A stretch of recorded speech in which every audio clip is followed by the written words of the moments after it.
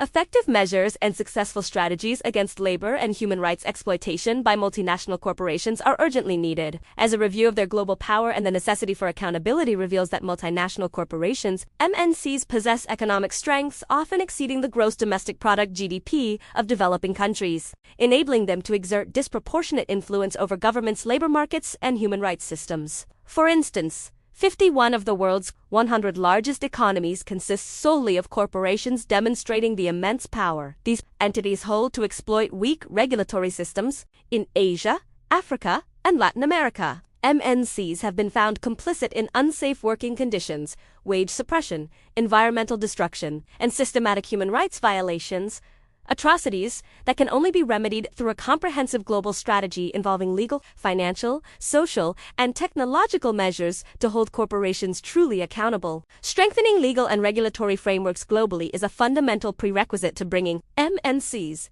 in line with international labor and human rights standards. With international agreements such as the International Labor Organization ILO Conventions 138 and 182, and the UN Guiding Principles on Business and Human Rights, UNGPs 2011, providing a framework for global accountability. A 2024 UN report urged member states to incorporate UNGPs into national laws, particularly in countries with high human rights abuses like Bangladesh and Mexico, while in 2025, experts proposed an international corporate accountability tribunal to adjudicate environmental and labor violations and impose penalties such as fines or trade sanctions. Past examples such as lawsuits against Nike in Indonesia in the 1990s and legal actions against Apple suppliers in China from 2012 to 2016 testify that legal accountability can be an effective driver of corporate reform. National laws like Germany's Supply Chain Due Diligence Act 2023, France's Duty of Vigilance Law 2017, and India's Industrial Relations